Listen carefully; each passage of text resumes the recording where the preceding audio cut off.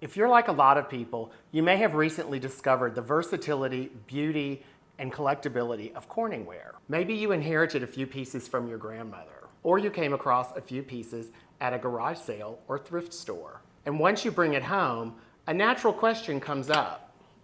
How old is this? The famous Blue Cornflower pattern stayed in production for nearly 30 years. So dishes from different decades look pretty much the same. But Corning gave us some very useful clues.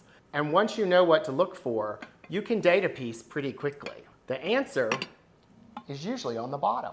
Before we talk about the stamps, it helps to understand just how widespread the cornflower pattern was.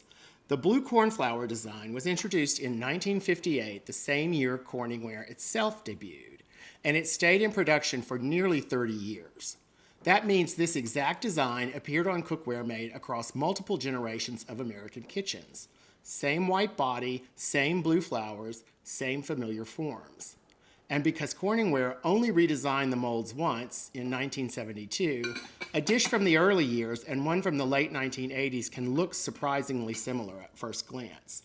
But if you flip it over, the backstamp usually tells a much clearer story. The earliest pieces will date from 1958 to 1959, and they don't even say Corningware. They say Corning Pyroceram. That's because Corning was emphasizing the material itself, the new glass ceramic technology, more than the cookware line. These early stamps were raised and molded directly into the base. You could actually feel them with your fingers. Shortly afterward, the wording changed to Corningware, marking the moment when the cookware line really became its own branded product. These embossed marks only appear on the earliest production years. 1960 and 1961 represent the blue ink stamp era. Instead of being molded into the glass ceramic, these were screen printed onto the bottom. You'll often see a little variation here. Sometimes the ink looks slightly blurry or uneven. Early versions still reference Pyroceram, while later ones entirely focus on Corningware. This era didn't last very long, only a couple of years, which makes these pieces especially interesting to collectors. By the early 1960s, Corningware settled into the black or dark gray ink stamp. This is the one many people recognize. You'll usually see the model number, the capacity, made in USA. And around 1969, something new begins appearing on the stamp, microwave language. Not because the cookware itself had changed, but because the kitchen had. Microwave ovens were beginning to appear in American homes, and Corning wanted people to know that this glass ceramic cookware could handle it.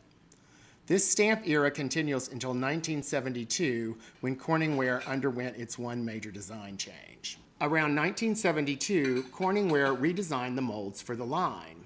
The original pieces were designed with stovetop very much in mind. They had slightly sloped sides and small handle lugs that were meant to hold a detachable saucepan handle. But by the early 1970s, the way people were using Corningware had changed. More cooking was happening in the oven and increasingly in the microwave, so Corning redesigned these shapes. The new pieces have straighter sides, making them better suited for baking and casseroles. And the small lugs were replaced with larger, easier to grip handles that work better with pot holders or oven mitts.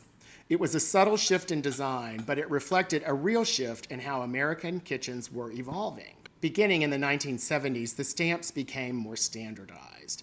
You'll see clean block lettering, often with more detailed usage instructions, things like oven, range, and microwave compatibility. Some pieces also carried foil hologram labels, reflecting modern retail branding. And interestingly, a small embossed mark returns on some pieces, usually tucked under the handles. But these late embossed marks are simple and utilitarian, very different from the bold, early Pyroceram embossing. Here's the thing that surprises a lot of people. When you date a piece of Corningware using the stamp, you'll often find the era of the kitchen, not the cookware itself. A dish made in 1962 and one made in 1975 may cook exactly the same.